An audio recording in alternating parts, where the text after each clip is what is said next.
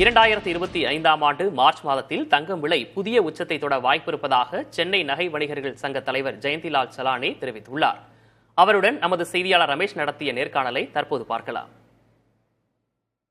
24,000 ton இந்திய பெண்களிடம் இருப்பதாக புள்ளி விவரங்கள் தெரிவிக்கிறது.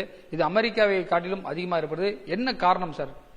அதாவது இந்தியா ஒரு உலகத்திலேயே வரலாற்று சிறப்பு மிக்க ஒரு நாடு இந்திய நாடு பல பேரரசர்களால் பல முகலாய மன்னர்களால் ஆளப்பட்ட ஒரு நாடு. இந்த நாட்டில் தங்கம் என்பது அங்கே ஒரு பெரிய அளவில் அவங்க ஒரு பெரிய மரியாதை கொடுத்தார்கள். தொடர்ந்து இன்னைக்கு ஒரு 2000-3000 வருடத்துக்கு முன்பாகவே நமது நாட்டில் தங்கம் பெருமளவில் பயன்படுத்தப்பட்டது.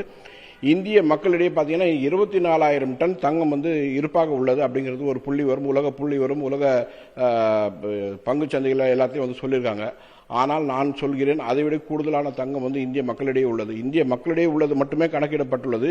இன்னும் பெரும்பாலான பெரிய கோயில்களில் உள்ள தங்கம் கணக்கிடப்படவில்லை. இந்திய அரசாங்கத்திடம் உள்ள தங்கம் கணக்கிடப்படவில்லை. இதெல்லாம் பார்த்தீங்கன்னா ஏறக்குறைய ஒரு 30,000 டன்னுக்கு கூடுதலாகவே இப்போ நம்ம பத்மநாப சாமி கோயிலில் பார்த்தீங்கன்னா பல ஆயிரம் டன் இன்னும் தங்கம் இருப்பு உள்ளதாக புள்ளி விவரங்கள் தெரிவிக்கின்றன. அதே போல பெரிய பெரிய கோயில் நிர்வாகங்கள் பார்த்தீங்கன்னா பெரிய அளவு தங்கம் இருப்பு வைத்துள்ளார்கள். நமது தமிழக அறநிலையத்துறையே 1000 டன் தங்கம் வைத்துள்ளது, 1000 கிலோ தங்கம் வைத்துள்ளதாக அவர்கள் அறிவித்துள்ளார்கள் அபிஷியலா. அப்படியெல்லாம் பார்த்தீங்கன்னா பெருமளவில் தங்கம் பெரும்பாலும் பெரிய கோயில்களில் உள்ளது.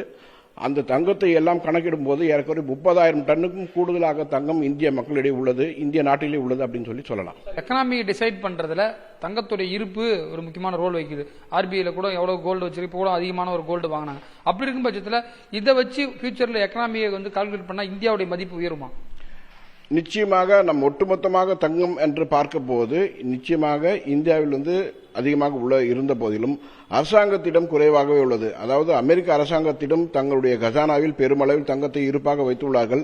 இந்திய அரசு தன்னுடைய கஜானாவில் அந்த அளவுக்கு வைத்துக் கொள்ள வசதி வாய்ப்புகள் ஏற்படவில்லை. ஒட்டுமொத்தமாக போனால் நிறைய தங்கம் நம் நாட்டில் இருந்தாலும் அது மக்களிடையே உள்ளது, அரசிடம் இல்லை. அமெரிக்காவில் பாத்தீங்கன்னா மக்களிடையே குறைவாக உள்ளது, அரசிடம் பெருமளவில் தங்களுடைய கஜானாவில் உள்ளது. அதனால் அவருடைய பொருளாதாரத்தை நிர்ணயிக்கக்கூடிய ஒரு நாடாக, உலக பொருளாதாரத்தை நிர்ணயிக்கக்கூடிய ஒரு நாடாக இன்றைக்கு அமெரிக்கா உள்ளதின் பெரும் காரணமே தங்களுடன் பெருமளவில் தங்கம் இருப்பு வைத்துள்ளது, அரசு வைத்துள்ளது. இங்கு மக்கள் வைத்துள்ளார்கள். இதான் வித்தியாசம். தங்க விலை என்பது இந்த 7,100 என்ற நிலையிலே ரொம்ப நாளாக இருந்துட்டு இருக்கு. இதே நிலை தொடருமா, இன்னும் குறைய வாய்ப்பு இருக்கிறதா? இதே நிலை தொடரும். அதாவது ட்ரம்ப் அவர்கள் பதவி ஏற்கும் வரை இதே நிலை, அதாவது ஏற்றம் இறக்கத்துடன் இருக்கும்.